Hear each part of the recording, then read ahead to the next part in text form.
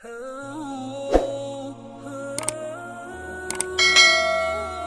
ذی الحجہ 317 ہجری کو بحرین کے حاکم ابو طاہر سلیمان قرامتی نے مکہ معظمہ پر قبضہ کر لیا۔ خوف و ہراس کا یہ عالم تھا کہ اس سال کو حج بیت اللہ نہ ہو سکا، کوئی بھی شخص عرفات نہ جا سکا۔ انا للہ و انا الیہ راجعون۔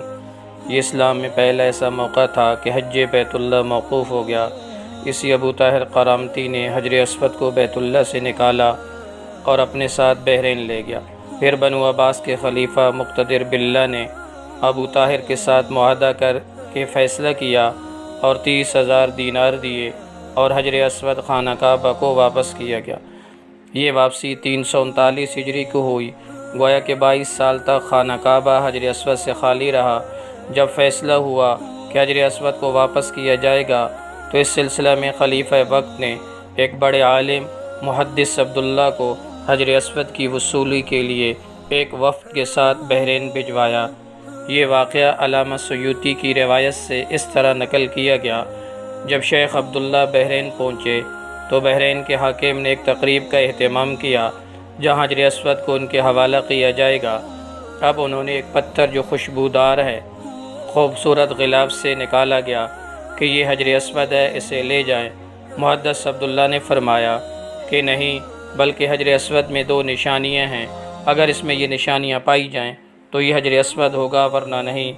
ایک تو یہ کہ یہ ڈوبتا نہیں، دوسری یہ کہ آگ سے بھی گرم نہیں ہوتا۔ اس پتھر کو جب پانی میں ڈالا گیا تو ڈوب گیا، پھر آگ میں سے ڈالا گیا تو سخت گرم ہو گیا، یہاں تک کہ پھٹ گیا۔ محدث عبداللہ نے فرمایا یہ ہمارا حجر اسود نہیں۔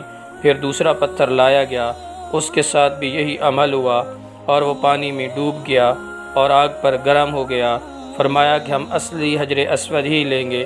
پھر اصل حجر اسود لایا گیا، آگ میں ڈالا گیا تو ٹھنڈا نکلا، پھر پانی میں ڈالا گیا تو وہ پھول کی طرح پانی کے اوپر تیرنے لگا۔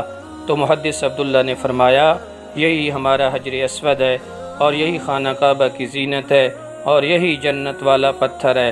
اس وقت ابو طاہر قرامتی نے تعجب کیا اور پوچھا کہ یہ باتیں آپ کو کہاں سے ملی ہیں؟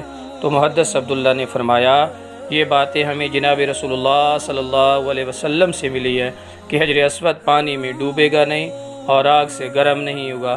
ابو طاہر نے کہا یہ دین روایات سے بڑا مضبوط ہے۔ جب حجر اسود مسلمانوں کو مل گیا تو اسے ایک کمزور اونٹنی کے اوپر لادا گیا جس نے تیز رفتاری کے ساتھ اسے خانہ کعبہ پہنچایا۔ اس اونٹنی میں زبردست قوت آ گئی، اس لیے کہ حجر اسود اپنی مرکز یعنی بیت اللہ کی طرف جا رہا تھا، لیکن جب اسے خانہ کعبہ سے نکالا گیا تھا اور بحرین لے جا رہے تھے تو جس اونٹ پر لادا جاتا وہ مر جاتا، حتیٰ کہ بحرین پہنچنے تک 40 اونٹ اس کے نیچے مر گئے۔